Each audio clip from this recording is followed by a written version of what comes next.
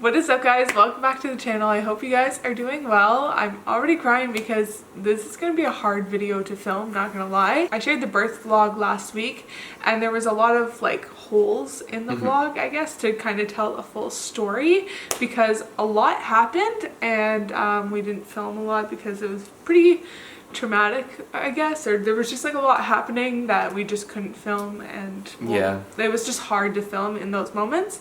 And there's some parts where I don't remember them, so I'm sorry. I do apologize. I'm going to be crying throughout this whole video. But there are some parts that I don't remember because I had to be put under. So that's why David is here, because he's going to tell those parts because I don't remember them. So sorry. So without further ado, let's get into the video, and I'm gonna do my best to not bawl my eyes out the entire time. It's also like, you know what I mean, like post-birth, like everything's emotional, you know what I mean? Like if you've given birth, you know that after birth you're just an emotional wreck. So on top of being an emotional wreck and having a pretty difficult birth, I guess, these tears just come very easily. Also, if you hear some noise, it's because we have Cove in the Mamaroo, and so he's just swinging and we want to kind of keep an eye on him, so he's over there, so ignore the background noise of the Mamaroo moving.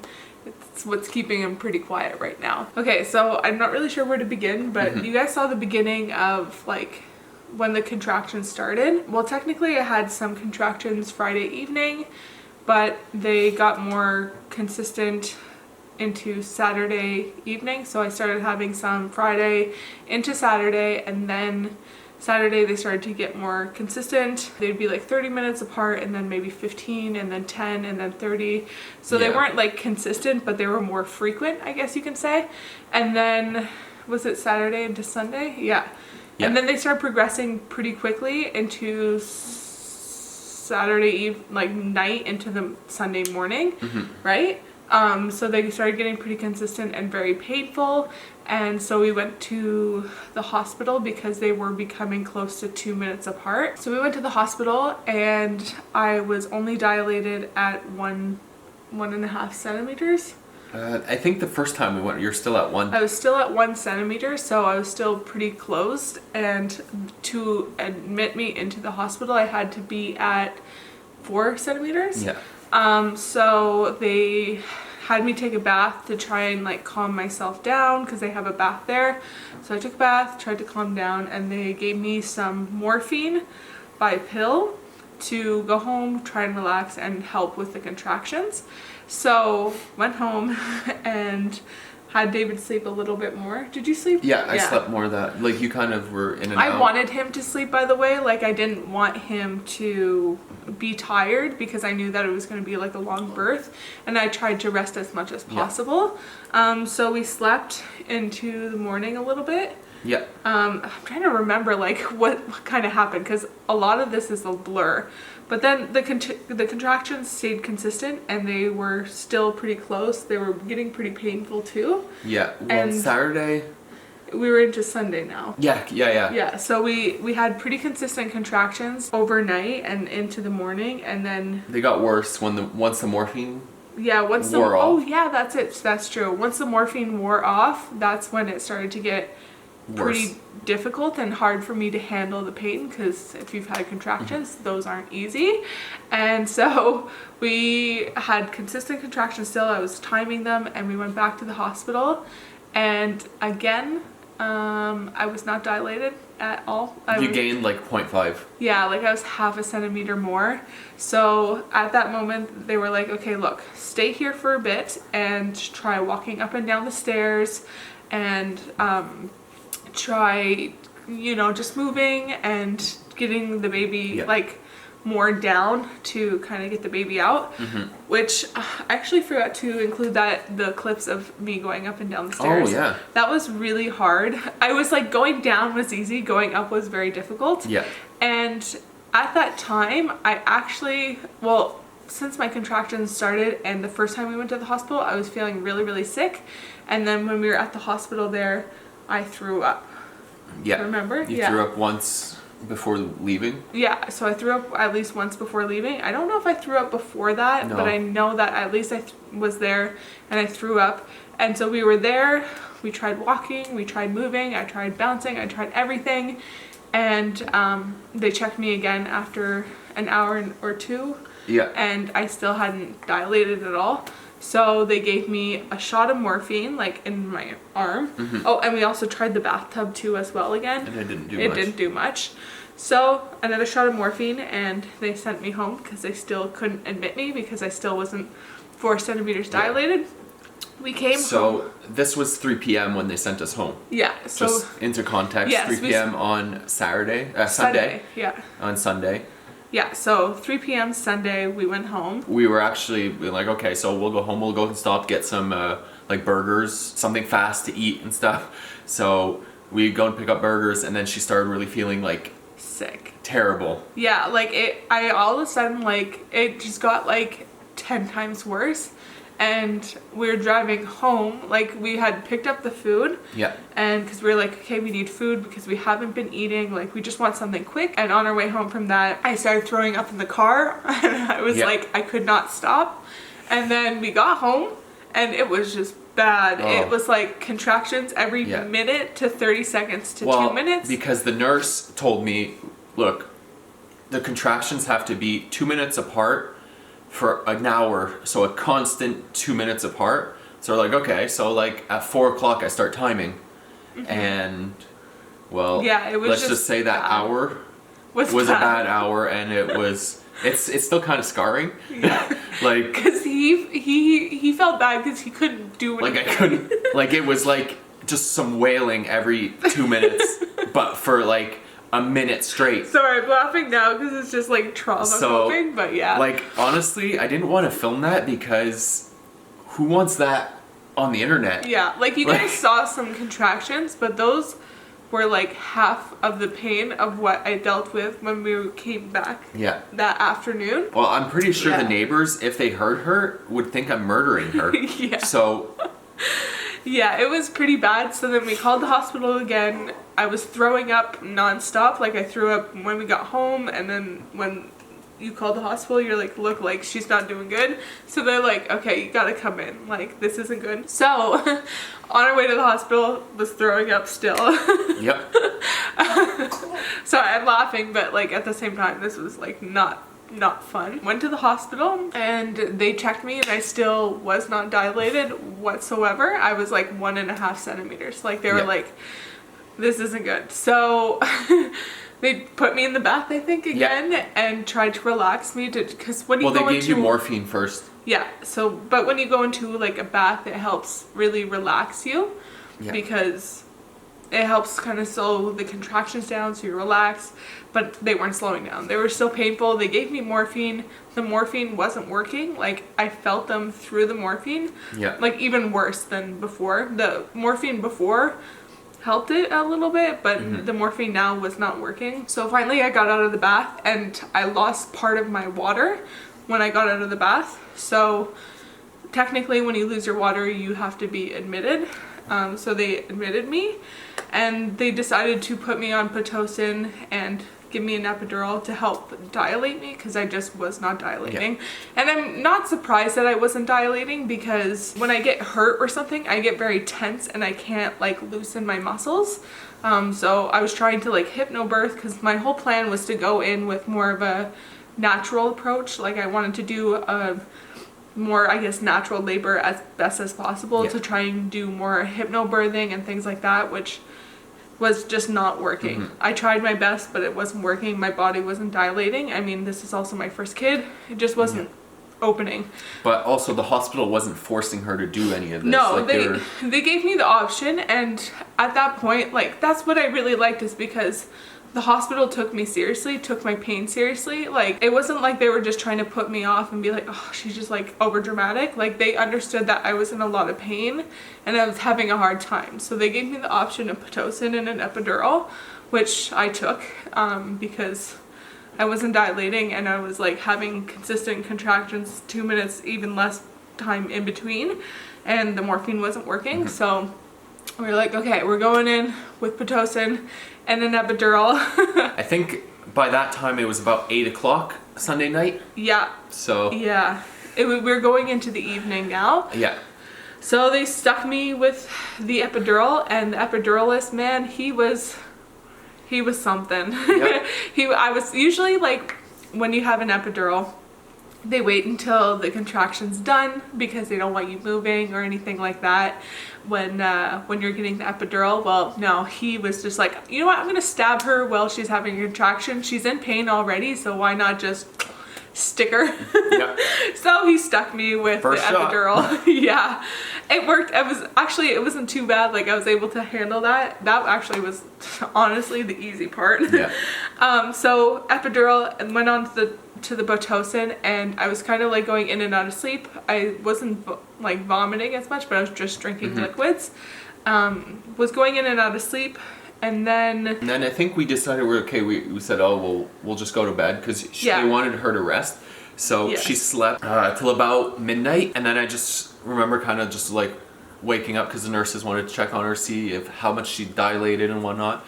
So by midnight she was about at 5 centimeters dilated, which was good. Yeah. So. And then at that point, they also made me get up to go to the bathroom, just to go pee because I had an epidural and I hadn't had a catheter put in. So I got up to go pee, and the nurse was helping me, and then all of a sudden I started vomiting again, and my water broke completely. So it was just coming out of both ends kind of thing, which was not glamorous. Luckily the curtain nurse was just so lovely. She was just like, it's okay, it's totally normal. And I'm like, this does not feel normal, but okay. We ended up going back to bed, and early into the morning I had been at, I forget what time, but I had progressed to 9.5 centimeters. By 2 a.m. Yeah. you were at 9.5 centimeters. Yeah. I progressed pretty quickly, obviously, on the Pitocin with the contractions. Like, it progressed quite quickly. So they kept checking me for a good span of like 5 hours. And I just wasn't going past the 9.5 centimeters. And there was like a little lip in my cervix that just needed to open a little bit more. So it was like really hard for them. They were waiting and waiting, hoping that it would dilate a little bit more, which after 5 hours it hadn't. So they had come in, they had done an ultrasound, and they had looked at him, and they were like having a hard time trying to like understand his position. Yeah. And unfortunately they found out that his position, he was on his back. So, well, he was, back. So he was facing up, which the most ideal position for your baby should be back up where he's facing down to come out. Whereas he had flipped because I had been on my back so much. And that was not ideal because there was still a lip in my cervix, and they were worried he couldn't get past it. So they tried like... Well, they called in the they gynecologist. They called in, first of all, the doctors that were on there on call because it was at night. So they called in a couple doctors, and then they called in the OBGYN, one of the gynecologists who's more of like a, I guess, expert, not expert, but more knowledgeable in the field. Well, because they wanted to try and flip him. Yeah, so that was the next step because he was stuck, I guess, and we couldn't push him out. And they wanted to try everything that they could do to do a vaginal birth. So she shoved her hands into me and tried to flip him, and I tried pushing to try and flip him, and he just was not flipping. Like, his head would turn, and then his body just wouldn't follow. And at that point I was having a lot of feelings to push. Like, I really felt like I was like, I need to push him out. Like, I feel like I'm gonna push him out. So they really wanted to make sure that he would come out and be positioned properly, because he couldn't come out, like, technically he could come out with his face up, but because of the lip in my cervix, he wasn't able to come out. So that's why they were trying to turn him inside of me to make sure that he could maybe come out a lot easier coming out back up. Because usually what the gynecologist can do is they put like a suction cup on his head to help pull him out, but the thing is, the lip, she wasn't able to do that. Exactly, it was just too difficult. So we tried that. We tried pushing a little bit, not for too long, but it just wasn't progressing. He just kept getting stuck on the lip that was in my cervix. So unfortunately, she was like, look, like we could push for hours and hours and hours, and it's just going to cause you and the baby stress, because when she was trying to flip him, his heart rate would drop. So it was just becoming a little too difficult. So we had to do an emergency C-section. So by 7 a.m. we had to do the C-section. Yep. So we went in and I started getting prepped for the C-section, I guess. Yeah. I don't know. There was just people running around everywhere, like, because it was like last minute. So there were people running around everywhere. Everyone's like hooking me up to things. I'm like, what the hell is going on? I honestly was so tired and so out of it at this point. It was like really hard to even fathom what was going on. So they started prepping me, and then they were like, oh, do you feel this? And I was like, yeah. Like they were touching parts of my legs and stuff. And I was like, yeah, I feel that, because I still had the epidural from before. And they were like, oh, that's not good. So they went and they replaced the epidural in my back to try and help freeze me, because you need to be frozen, obviously. And then they started doing the procedure, I guess, and I could feel everything pretty much. Yeah. As disturbing as it is. Not everything, I guess. Like, I was numb, but I could still feel what was happening. Like, it wasn't 100% of the pain. Yeah, it was like a good, like, 50%. Yeah. So Still I could. was not good. Yeah, that wasn't good. And it was really nice because they took me serious. That's what really was nice, is because they weren't like thinking I was being over dramatic. Because at one point I was like, is this just my anxiety that I feel this? Like, I was like, maybe I'm overthinking this. But no, they were like, okay, that's not good. So they took me serious. And there was an issue with, like, when you are having a C-section, technically that the epidural is the most safe procedure, because if they put me under, then the uterus starts bleeding a lot. Yeah, because so once they cut it open, it just bleeds. But the thing is, with general anesthesia, it just the blood just keeps gushing and gushing, and it's like 100 times worse. Yeah. So what they had to do is they had to quickly open me and take Cope out, and then they gave me some like a little bit of stuff to kind of... It's almost like laughing gas, like to kind of just put her in a light little sleep. I don't remember most of this. This, like, I still remember, because the guy was next to me and he had his little, like, syringe just going slowly.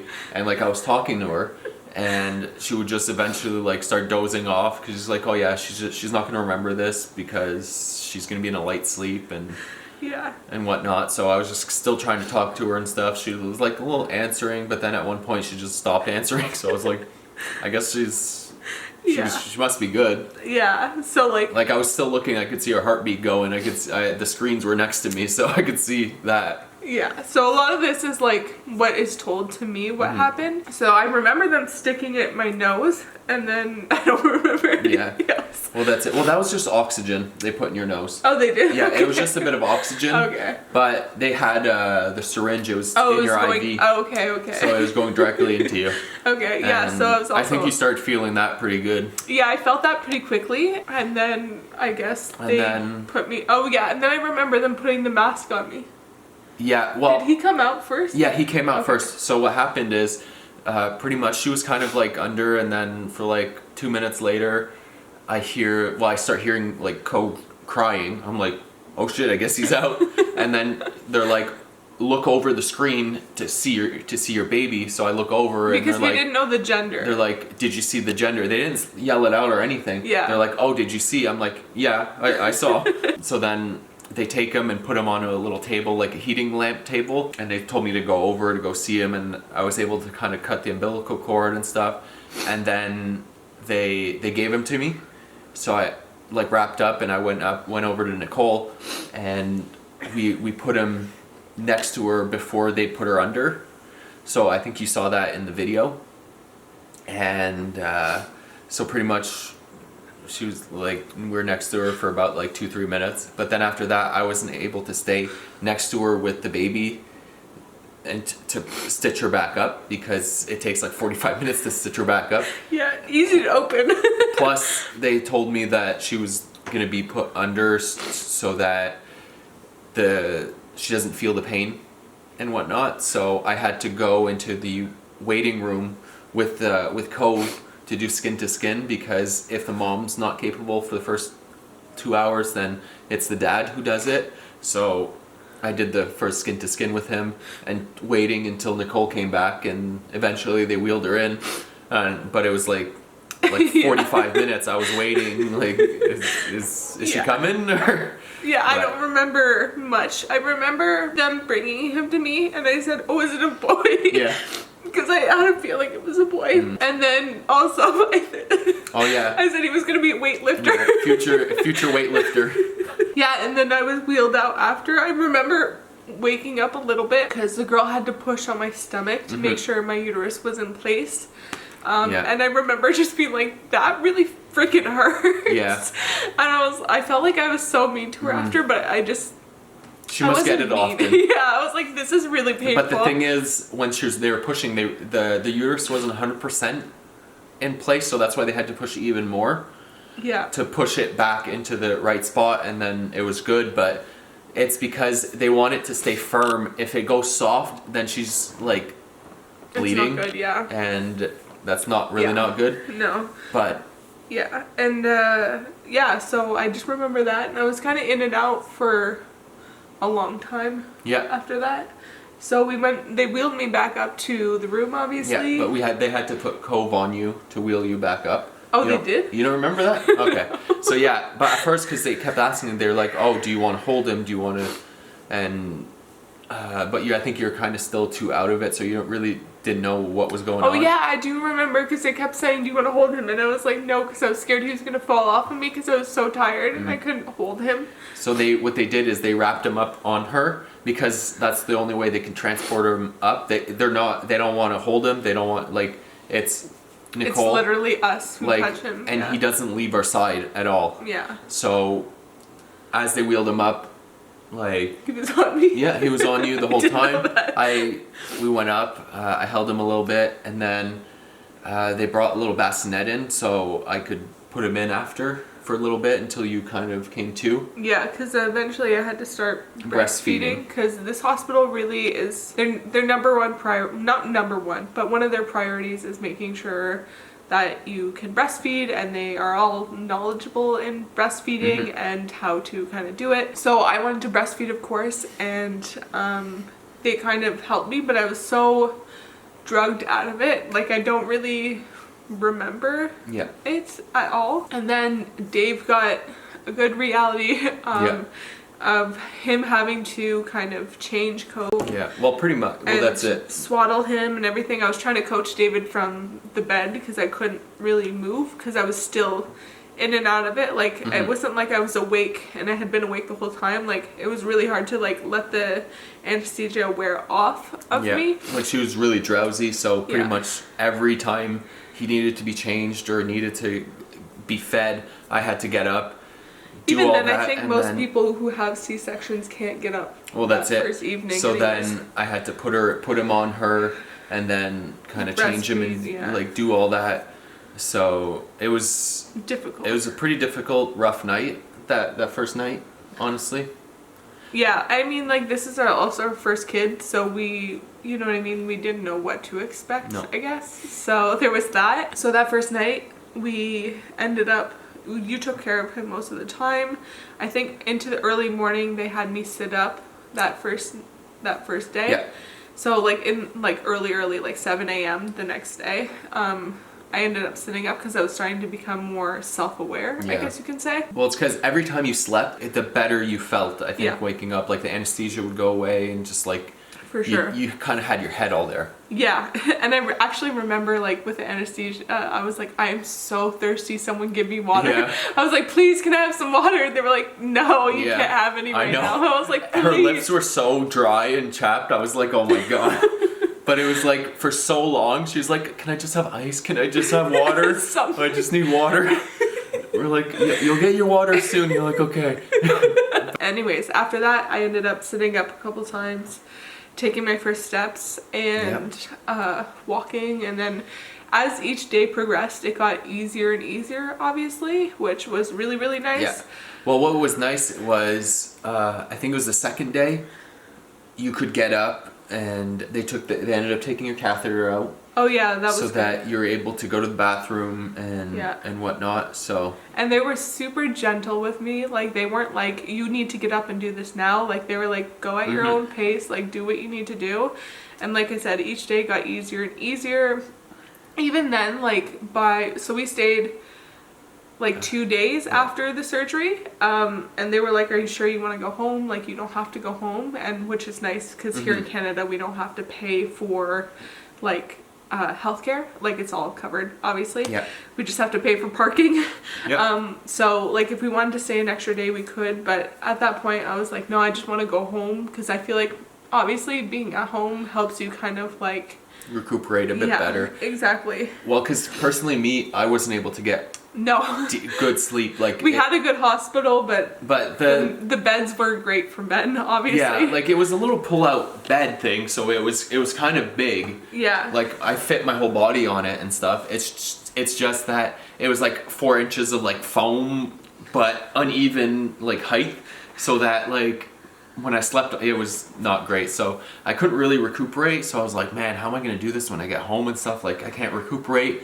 But the first night when we slept in our bed, I was like, yeah.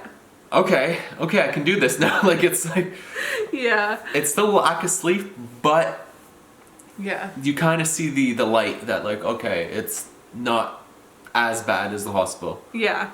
So we left the hospital after 2 days, so we had been there a total of like 3 days. And actually, funny enough, when we were leaving the hospital, the nurses and the doctors kept telling me that I had lost a lot of blood, and that's why it was also really hard for me to recoup. Yeah. And then we had a nurse come to our house 2 days after the birth, like, or 2 days after we left the hospital, just to, you know, check up on the baby, make sure he regained more weight, which he did. He's gained a lot of weight since birth. So when he was born, he went down a little bit, and then he has regained it all, which is great to know. And more. And more, yeah. And just to check on him, and also to check on me, to check on my incision, to make sure everything was good. And actually the nurse was like, are you taking like iron pills, or are you taking some medication to help with all the blood loss? And I was like, what? No, like, they didn't prescribe me anything. They gave me some morphine if I was in pain, but I was mostly taking Tylenol And naproxen. naproxen.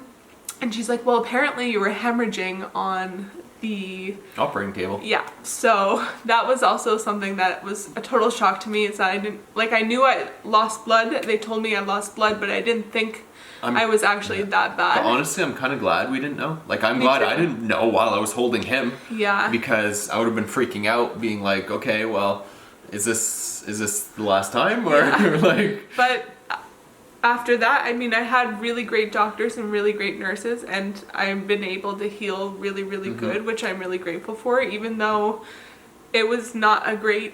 It wasn't ideal, it wasn't expected, but... Yeah, like, there's definitely some trauma still in there. As you can see, I'm still emotional about it, but I'm just grateful everything's good. I'm healing pretty good. I'm able to go out for like a little walk. Cove is doing really good, which I'm really happy about. I'm still able to move. I'm moving better each and every day, but thinking about the birth was really hard. I mean, like, I know people have traumatic births for sure, and it was just it didn't go to plan, which is totally normal. I think most births don't go to plan. Yeah. I'm grateful that the staff and the nurses and the doctors they tried everything. They did all the sources that they could do. They tried flipping him, they tried pushing him out, they tried as much as they could. It wasn't like they saw that he wasn't progressing and they were like, we're going to C-section right away. Yeah. Because I know a lot of doctors do that, whereas they made sure that the C-section was the absolute last option. Last option. Because I was like, look, I really don't want to do one. And they said, like, look, we've tried everything, but unfortunately it's coming to that. Not that a C-section's bad, but I just was hoping more of a vaginal birth. But it is what it is, and at the end of the day, we're both really healthy. Yeah. And we're doing good. I mean, breastfeeding is rough, that is for sure. It's not easy.